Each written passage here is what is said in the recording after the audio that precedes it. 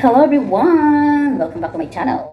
Yes! Video ay pag-uusapan naman natin o tanong na sabi sa kanya ng kanyang friends o mga friends o kakilala is nakakatahan, magulo sa Pakistan, nakakatakot sa Pakistan. Ang kwento niya sa akin. Kasi daw, may mga Pilipina dito na pumupunta na kinukuha lang sa kanila yung pera nila.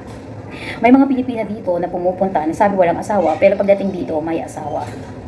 So, ano bang relation noon doon sa sinabi na nakakatakot sa Pakistan?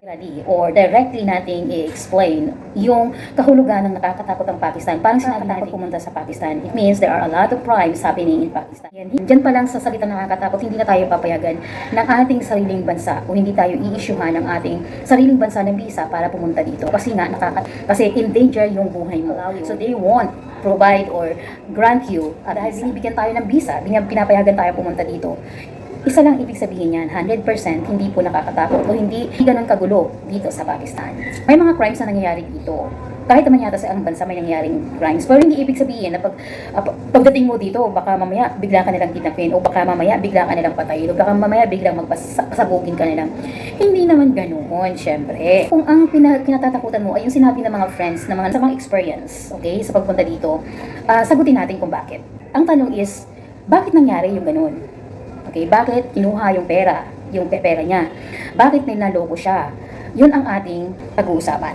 Number one na dahilan dyan, katulad nung isang case na nakausap ko na Pilipina, nung unang punta niya dito as a tourist, sabi ng lalaki is single siya.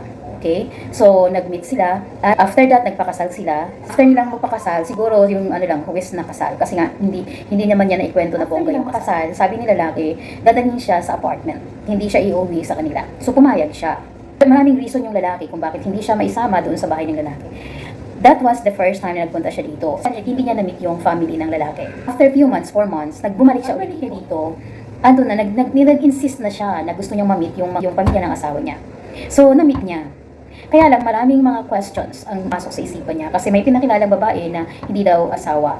Pero, sa tingin ko, yun ay asawa niya. Ipinakilala lamang na pinsan niya or sinabi lamang na na-divorce na may asawa nga daw siya pero divorce na.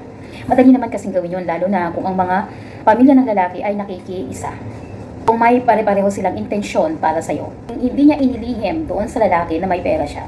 Hindi niya sa lalaki kung ano yung pera niya. At kung half nung kayamanan niya o pag-aari niya, alam na ni lalaki.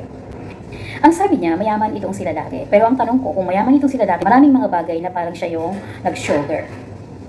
Although, hindi naman talaga ugali kasi ng mga Pakistani na mag-spend ng pera sa mga babae. Hindi po nila yan ugali talaga.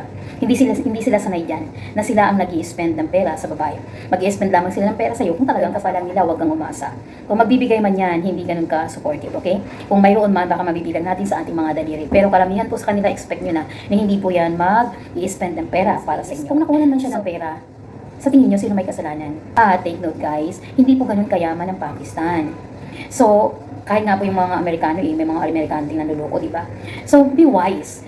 Kung sabihin natin, wise naman ako, at kayo nga lang dahil sa pagmamahal, sa sobrang pagmamahal, nagiging bobo na tayo, di ba? Hindi ko alam kung anong klase ng feeling yun, okay? Pero, at hindi ko din mini-measure kung anong love o anong klase ng pagmamahal yung nararamdaman ng mga ganitong klase ng lahat ng kayamanan nila, na halos lahat ng mayroon sila, ay i-share nila sa isang lalaki.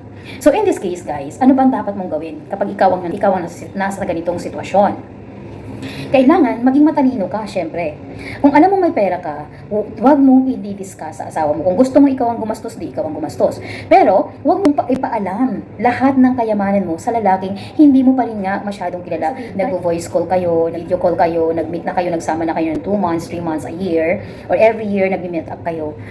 It's not enough to say na talagang you have to trust 100%. So, sa mga ganitong sitwasyon, ano ba dapat mong gawin kung may pera ka, di ba? Use your head. Yun nga. Pupunta ka sa isang bansa na hindi mo alam kung anong klase ng bansa at wala kang idea, wala kang mapapangasawa mo, hindi mo kabayan. Kahit nga yung kabayan natin, di ba, niloloko pa tayo, yun pa kayang hindi natin kabayan.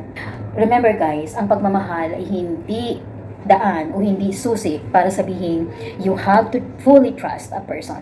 Unless mag-asawa na kayo ng 7 years, 10 years, o napakatagal nyo ng mag-asawa. May mga pang tumatagal yun na di-develop yung trust nyo sa isa't isa. Although, sabi nga, in a relationship, you need to have a trust. Pero dapat, okay, give a trust but not 100%.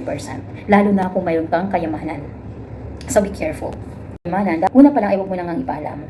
Bigay ka kung gusto mo magbigay ng regalo, mag-share ka kung gusto mo mag-share, pero don't act like you have a lot of Dahil sigurado, laging may evil, pero kasi money is an evil, right?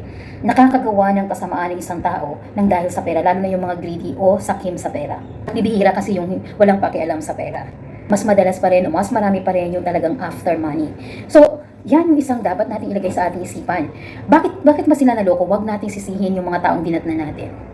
Huwag nating sisihin yung mga taong nagkasama natin. Kasi una sa lahat, yan po ay responsibility natin na ingatan ang ating sariling kayamanan. At una sa lahat, kung may sisisihin ay ang sarili mo kung nangyari yon sa'yo. At ang kayamanan yan ay ikaw mismo ang mag-iingat. Yan nga, para hindi ka maloko, huwag mong sabihin. At huwag kang magdadala ng maraming pera.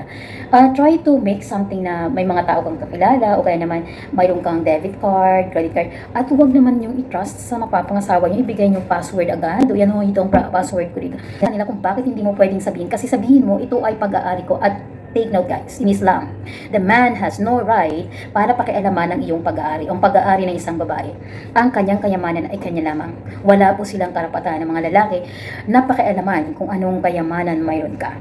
Kaya yung mga password na yan sa ating credit card, debit card, o anumang klase ng card na may kayamanan ka, hindi mo dapat yan i-share sa boyfriend mo. Hindi rin yan dahilan para sabihin wala kang trust sa kanya. Ipaliwanag mo sa kanya na, this is my private life, so respect my privacy. Number 2, yun nga, sabi nila, naloko daw. Hindi daw alam na pagdating dito may asawa. Okay? Nang dahil doon, natakot ka na nakakatakot ng Pakistan. Ba't naman nakakatakot ang Pakistan nang dahil doon? Dahil naloko ka na isang Pakistani. Ano ba ang kasalanan ng bansa? Para sabihin na nakakatakot ang Pakistan. Kasi ang Pakistan is bansa, di ba? Nakakatakot sa Pakistan dahil maraming manluloko at naloko ka. Bansa na maraming manluloko. Kahit naman sa atin, maraming nanluloko, kapwa pa natin, kababayan, di ba? Anong gagawin mo dapat, di ba? Ingatan mo ang sarili mo para hindi ka maloko.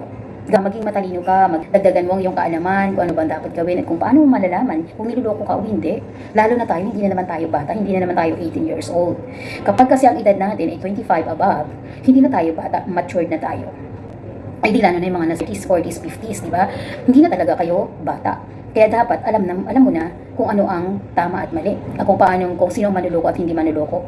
Dahil una sa lahat, yung mga ganyang klase ng edad ang naluloko. Sorry to say, pero that is the reality. Kung sino po yung mas matanda na, sila pa po yung madalas maloko. Tayo pong matatanda na ang mas madalas maloko ng mas bata sa atin. Kaya dapat maging wise tayo dyan. So, kung naloko ka at sinabing may asawa o bakit tanggap yung offer niyang pagpapakasal, ano bang ginawa mo para alamin kung may asawa na siya o ito? Kasi yun mali kung pakakasalan ka niya kahit may asawa na siya. Kasi nga, Muslim siya, pwede siyang mag-asawa ng more than one. So, ibig sabihin, kung pakakasalan ka niya, walang masama doon. Ngayon, nasa sa iyo na kung tatanggapin mo yung kondisyon kung ikaw ay mag-iisang second wife, third wife, or fourth wife. Wala naman pong masama doon. Ang masama ay kung pakakasalan ka lang niya dahil may intention nga siya. In case, huwag niyo akong tatanungin kung paano ba malalaman kung niloloko ka o hindi. No one can tell Sa intention. ng tao. Katulad nga po ng sinabi ko, attitude and face can deceive us. Mayroon kasing magaganda ang mukha, maamo ang mukha, at mababait pero manloloko. Po yan sa mukha at wala din po yan sa pag-uugali. Yan lang naman po, and thank you so much for watching. And if you, again, don't forget to subscribe, like, and share. Have a great day and see you on my next video. Bye!